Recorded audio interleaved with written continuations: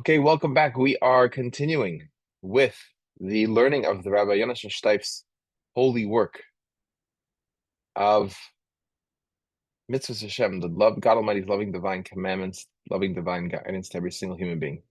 And we are taking us a little break for the Jewish holidays, Rosh Hashanah, Yom Kippur, Sukkot, and now, thank God, we made a wedding for our daughter, Mazel Tov, and now we are going to continue. So I'm going to share over here this page that we're going to learn from. And we're going to continue today on this page here, 375 Shin Ayin Hey, on the 13th paragraph. Yud Gimel, Shomea Brachas Birkas Hashem. We are talking about, to remind everyone, we are talking about the second commandment in the way that Rabbi Steif is organizing them that applies to every single human being, which is the commandment not to curse God Almighty. And we're going to see that it also is going to extend to not cursing judges and not cursing any one of the Jewish people. And really, it's not appropriate to curse any human being, as we're going to learn. So, this is such a severe transgression to curse God Almighty that we don't even refer to it as cursing God Almighty. We call it Birkas Hashem as a euphemism, the blessing of the name, because it's so painful to us to even imagine that someone would use God Almighty's name and curse God Almighty. We can't even bring ourselves to say it. So we're going to start using that now that we had a chance to explain that. Birkas Hashem, literally blessing the name, but obviously we understand what it's referring to. So if a person hears Birkas Hashem, if he hears this euphemistically called blessing of the name, Mepi Yisrael, from one of the children of Israel, God forbid, a person has to do kriya. Kriya means to say, is a sign of mourning. So when a person's very close relative passes away, parent, child, God forbid, sibling, spouse, then they have to do what's called kriya as a indication of the depth of the pain that they're experiencing and their mourning. They have to rip their garments, and based on the severity of the relationship and so forth, could be differences in the length, how much to tear, how deep to tear, whether just the outer garments or into the inner garments. And so there's a general concept that anything that's extremely, extremely distressing, like God forbid, passing of a close family member, or also seeing the temple site in on the holy mountain, the holy land, the holy city, and the holy land in ruins, person is required to tear their garments in mourning. And that applies up to the day. I mean, temple mount, the temple ruins, person comes to those, they would have to do this kriya. So there are times when it's not required on the Shabbos and the holidays and the eve of Shabbos and different occasions when we don't do that kriya for seeing the temple in ruins. So this reaction of such being so distraught, the reaction of distress applies also to hearing person cursing. If they're cursing God Almighty, this is something that would lead a person to feel such distress, they would tear their garments. And this is a command, an instruction that was elucidated by the Torah sages. They base this on a verse. It's going to bring up the verse over here. And we always look up the verses to see them in their original. And this is the Book of Malachim, base Kings 2, chapter 18, verse 37. You should be able to see now the web browser, and it says over here, V'yavel Eliakim ben Chilkiah asher al Bayis, B'Shebna HaSefer V'yoyev ben Asaf Hamazkir el Chizkiyahu Rui Begodim V'yagidu lo divrei Rav Shake. So it says, turn on Rashi over here. It says over here that what happened? Let's translate that. The Eliakim who's the son of Chilkiah, who pointed over the palace, and Shevna the scribe and Yoav the son of Asaph the recorder came to Chizkiyahu, the king, and they said, and their garments were torn, and they said to him the words that Rav Shakeh had said. Now you look here, Kui begodim. Why were their garments torn? Al sheshamu gedufe Hashem. They heard the blasphemies in the name of God Almighty, and so they tore their garments. So this is an example of what's something that's called midrabanan, meaning to say like this: there's not an explicit there's not an explicit commandment in the Torah to tear one's garments upon hearing blasphemy. But the Torah records that this is the proper reaction, because we see over here that this is how these people conducted themselves. So when it says hu midarabanan, means to say when it says something is midaraisa, it means it's something it's in the Torah explicitly.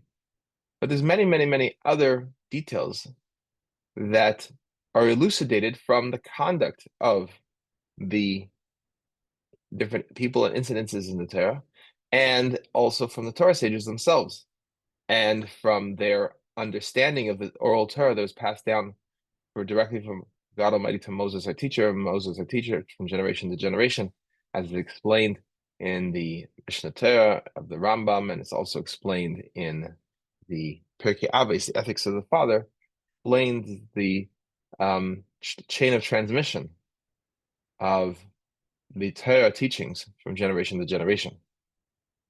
So this is something that has the power of Torah, because it is Torah sages point out to us, look, this is what we're supposed to do. We're supposed to tear our garments. How do we know? They show us this verse over here that this is the proper conduct. If the person hears this from an akum, is referring to someone who worships, a non-Jew who worships idolatry, literally, as we've said before, stars and constellations, the zodiacs, is eno chayav kukroya. It's not required to do this tearing. Alva shemea min yisrael mumar chayav likroya. But if a person hears it from one of the children of Israel, someone who is a mumar, someone who has gone over to foreign concepts, he's betrayed the children of Israel, and he's declared himself an adherent, and he's betrayed God Almighty. He's declared himself an adherent false ideologies called a mumar. So that if that person goes ahead and curses, then the person who hears it must also do tearing of their garments.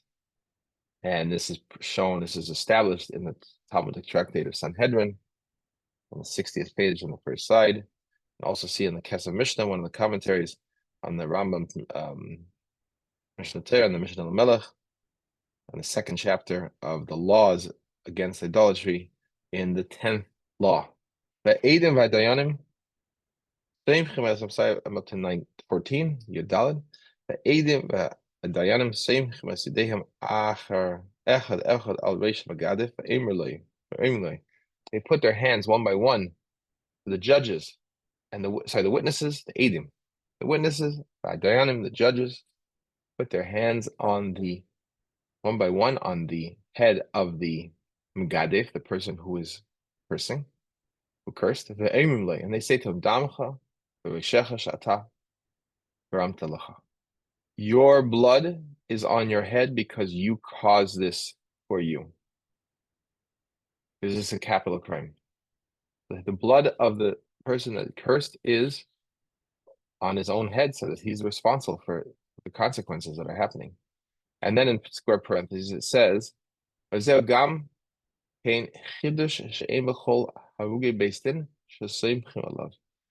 is also a new concept. It's something that's found only here.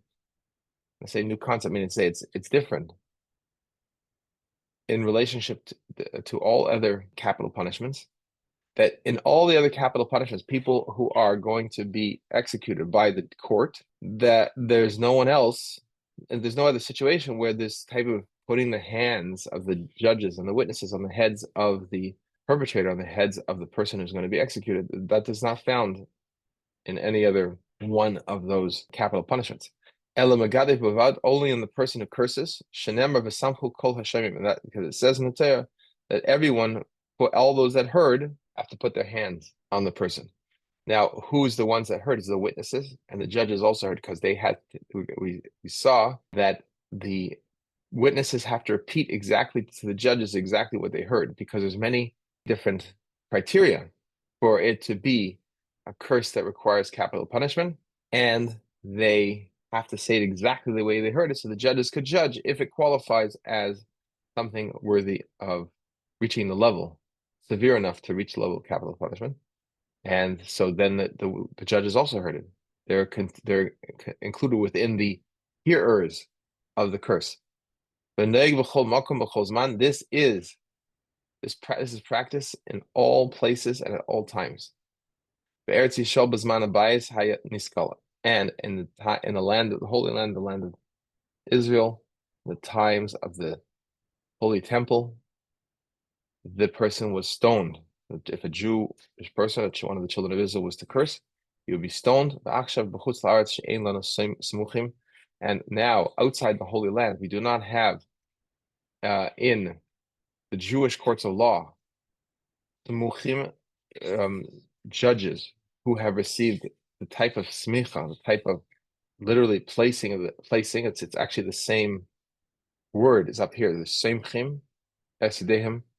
They put their hands. So the smicha, you've heard that a rabbi has smicha. So the concept of smicha it means literally placing of the hands on the head of the next person. That a Torah sage was a Torah sage who received smicha all the way back.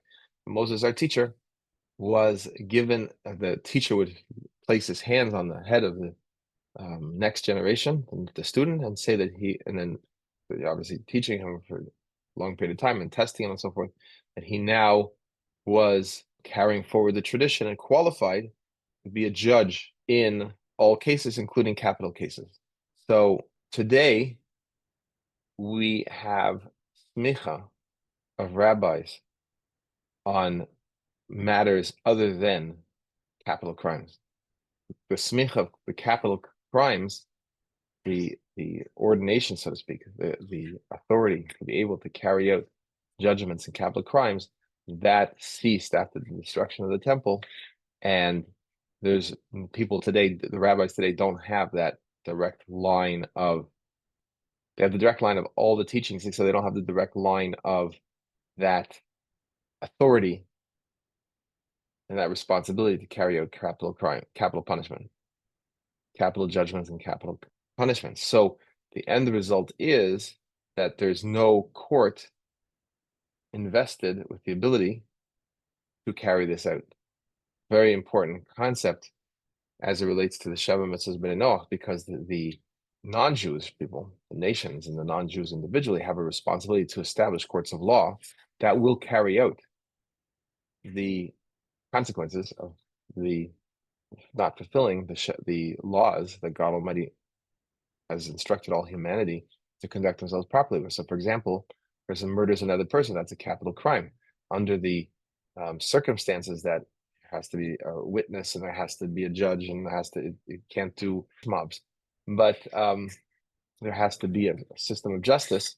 But the interesting thing is that we cannot say that the whole world cannot do capital punishment because there's not these transmission of this authority, because the non-Jews have themselves a separate line of authority, which continues from the very first man. And even though that line of authority, the instructions, the laws were given through Moses, our teacher from God Almighty on Mount Sinai, nevertheless, the requirement that the requirement for the authority of capital punishment, that it could only be with this smicha, is something that's unique to the Jewish court of law. And since that was temporarily interrupted, the destruction of the temple, that means that there's no courts of law right now that can carry this out. However, the non-Jewish courts could. carry out capital punishment in the, God forbid, there's circumstances that would require it. Now, interestingly enough, there are situations that it's something for much further discussion, but this is the general concept over here. So what happens now in the communities of the children of Israel, that there's no judges empowered with the ability to execute capital trials and capital punishment? So it says over here, Marchikin kol Yisrael mimenu marchrimim aisei. Then all the children of Israel, all the Jewish people, would distance themselves from such a person, and they would put him in cherem, which means to say, there's many consequences of cherem. It's like an excommunication, form of excommunication, that he cannot be integrated into the community, and this is a very severe punishment that sends the message that this is not appropriate and is not accepted, and it's rejected by the children of Israel, even though they can't carry out the capital punishment. Okay, now 15. A person blasphemes in writing. He writes blasphemous things in writing. We have to judge, or have to consider whether or not it's included within the category of blasphemy. V'nira v'aday the magadev v'machshava ein shav kares, and it appears for sure that someone who blasphemes in his thinking, his punishment is not spiritual excision. The haksiv nekev shem Hashem v'haina b'dibur. It says the person who is uttering this curse with the name of God Almighty, he is this is what we're talking about. There has to be speech. On the bevada yesh oven gadol b'davar. For sure, it's a very serious transgression to curse in thought. V'yesh ladun d'lemaan da'amr d'svirle d'hirha v'tkadiva dama. And we have to also, in our judging this, in our consideration of this matter, what is the appropriate law and appropriate consequences over here? What's forbidden and so forth? That according to the opinion that says that thought is like speech. So according to that opinion, then it's possible that it would be obligated or culpable from just thinking of something blasphemous. And how does this make a difference practically in the concept, in the matter of returning to God Almighty? Because the person has to return to God Almighty for his transgression, and he will be forgiven. So the question is, what level of transgression was it? Is it something that's for sure forbidden? Or does it rise to the level of being like speech? So is it just a forbidden thought? You shouldn't think this, it's not appropriate. Or does it rise to the level of as if a person uttered it, then a person would have to, there'd be a difference of the degree to which he would have to return to God Almighty to be forgiven. But for a ben neyach, which means every single human being, it appears to me, it's apparent to me that for sure it's a great transgression. Also in thought. Because one of the children of Noach is judged on his thinking like his action. Like says in the tractate of the Yerushalmi, the Jerusalem Talmud, and it's brought in Taisus and Kedushin, as is explained above. And what we discussed this before in earlier learning, that the whole concept that a non-Jew is responsible for his thought. If he thinks something negative, it's as if he did it. Now, this is not something that's enforceable because we don't know what a person's thinking, and we need a witness to punish a person, to give the person the consequences. So we can't. There's no policing of another person's thoughts because no one knows what he's thinking, and even if he said he thought it, he can't be this witness. We need another witness. So what's significant over here is very profound, is that a non-Jew's role in the world is extremely fundamental, and that his thinking about, and really a non-Jew is the foundation of the world. The foundation of the world is on the actions and the constructive behavior to create a civilized society, to create a civilization. So, and that includes recognizing that there's a God Almighty and then acting accordingly in his conduct with himself, with his family, with his neighbors, with the whole every other human being, and to build constructive things that are going to be of benefit for bringing more human beings into the world. If a non-Jew thinks thoughts that counter that, it goes to the core of his mission to bring around about the civilization. So if he, so to speak, his mission is to be civilizing the world. Says the non-Jew, like every human being, is supposed to be, we're supposed to conquer the world and to create a world that the God Almighty is recognized in, which cannot happen with just trees and animals and stones.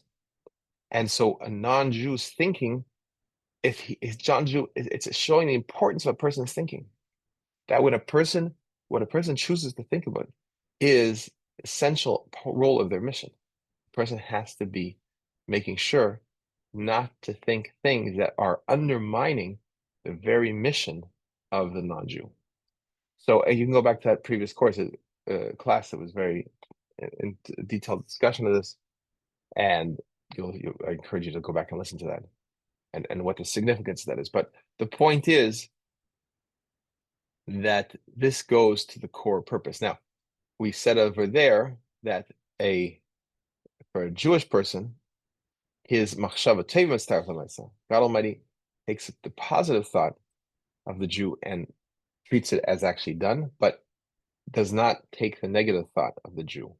And what I suggested at the time, the reason is because the Jew has the job of bringing the holiness into the world, of bringing down the revelation of godliness into the world, into this incredible civilization that the non-Jew is creating. The Jew is the one who's bringing and down and revealing that, pointing everyone, seeing that there's nothing besides God Almighty. And the two have to work hand in hand. In fact, there has to be both aspects. To just build a civilization without recognizing God Almighty, the civilization cannot endure. And to just have people talking about God Almighty and pointing to God Almighty without the building of civilization, then it can't endure, because we need to make sure that there is the infrastructure to be able to sustain increasing numbers of good human beings that are all recognizing God Almighty. Every human being is created in God Almighty's divine image, so every human being is needed. And more human beings are needed. So the Jewish person, his focus is to bring out the good, show the good, and so if he is doing a thought of goodness, is as if he did it.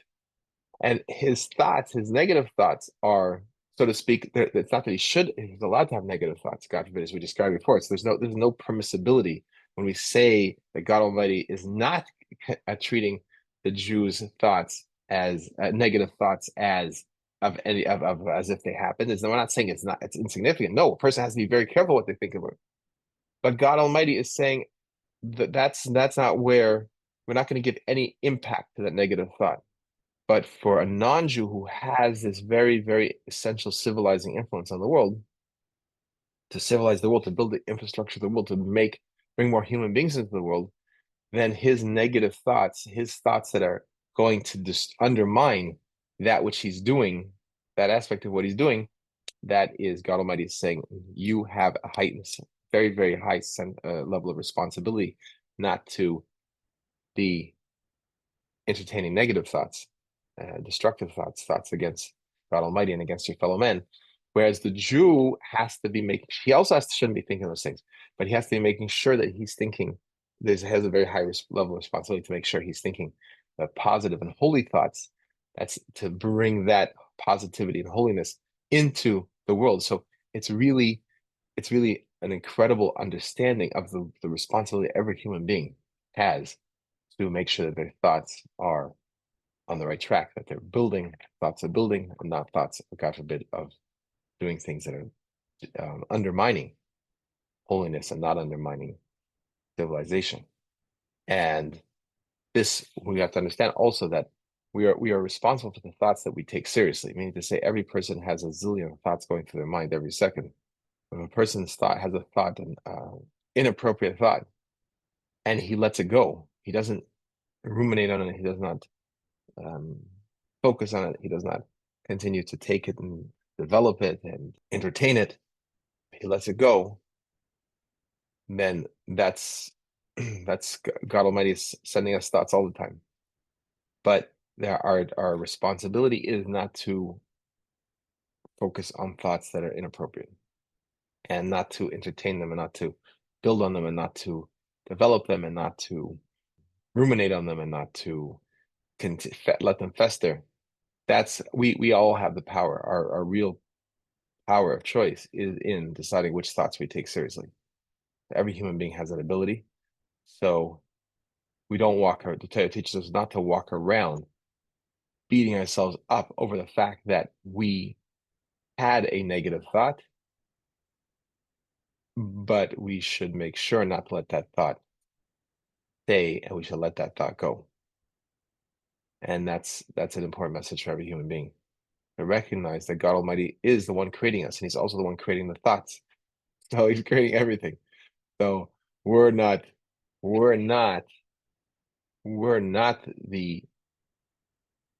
we don't have control over what thoughts come into our mind, but we do have control over what thoughts we let stay and take up residence in our thinking. So with that, we've concluded the first chapter here on this commandment, which is chapter 52 in Rabbi Steif's third section of Mitzvos Hashem. God willing, hopefully find that it was clear, or the thoughts, questions will come.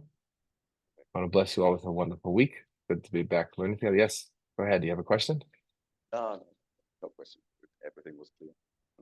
Okay. It was interesting that you pointed out the aspect that the non-Jew and the Jew are working hand in hand. This was the one building like the civilization infrastructure, and the other one bringing Hashem's word and enlightenment. Very beautiful. Thank you. Very welcome. Thank you for being here. Spread the message of hope to every human being. And we all need to step up to our responsibility. That's why we're here. We're here, we're responsible for each other, and each one of our contributions is benefiting every other human being. That's why there's 8 billion human beings, and there needs to be 80 billion human beings, because my life is not complete without the other 8 billion human beings, and their life is not complete without me, because we're all necessary. It's like in a very, very awesome creation that God Almighty has created. Every piece, every person is God Almighty's divine image in the world, and it has so many expressions. And every single one of us is necessary. So the person who's right now in India sweeping his storefront, his existence is essential to me. And the proof is that God Almighty is creating him. God Almighty is telling me to pay attention to the fact that this human being is created, to show me that God Almighty sees that God Almighty's creation is not complete without that human being. Or whether the person's in Arkansas, or whether the person's in Mississippi or Idaho or China, wherever they are, every human being is essential for God Almighty's creation. And our job is to point every person to the ultimate purpose of their own existence, which is to serve God Almighty and to uplift every other human being. So that person right now may not know about God Almighty. He might be confused. He might be in a bad mood. There's many things that could be happening to him. He might be too busy to be able to focus on the gratitude for what God Almighty is providing him and recognize the source of everything that he has. But that's our job. Our job is to bring that to that person's attention. And when we do that, every human being is fulfilling his role in the world as a human being created in God Almighty's divine image. So there is tremendous significance to this. And that's why it's when we understand that there's people who are against human population growth and God forbid even want to cause human population reduction, God forbid, that it is not merely, I mean, it's not merely, obviously murder is totally forbidden. God Almighty is saying you cannot eliminate his divine image from the world. But it's not just that we're horrified by the thought of killing people, and it's not that we're horrified by blocking people from coming into existence, by sterilizing people, God forbid, and blocking their ability to bring new children into the world, either by convincing them or forcefully forcing them not to. But we're all suffering as a result. So a person has to realize that. See, when they talk about, plans that the world population should be 600 million, God forbid, it's not just that it's a problem for everyone understands that there's 8 billion people, and so there's 7,400,000,000 that are not going to be part of that 600 million. So it sounds like it's a problem for the 7,400,000,000. No, it's a problem for every one of the people, because the 600 million that, based on whatever criteria,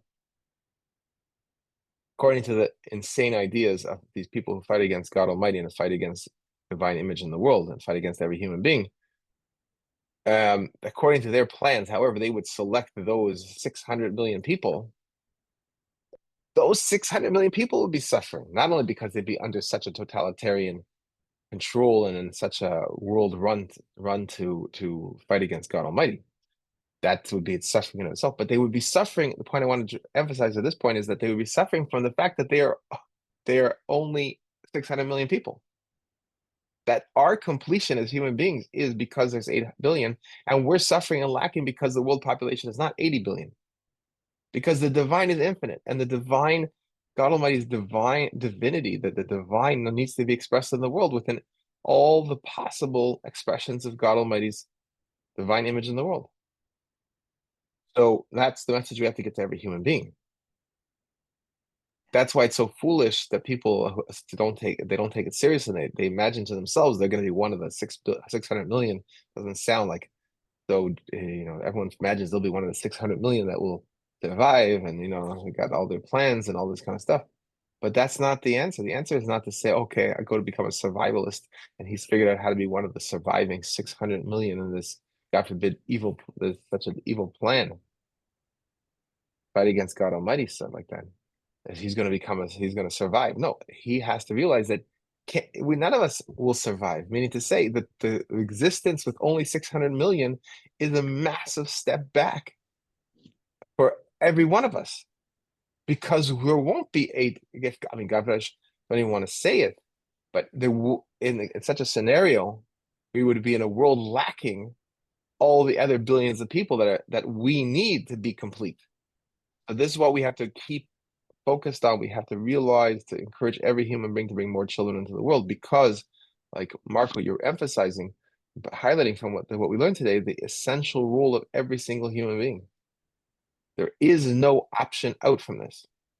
And when a person is not pulling his weight, so to speak, when he's not doing his mission, then every one of us is feeling the consequences. Working on that. God willing, with blessing. God Almighty's blessing is the greatest joy.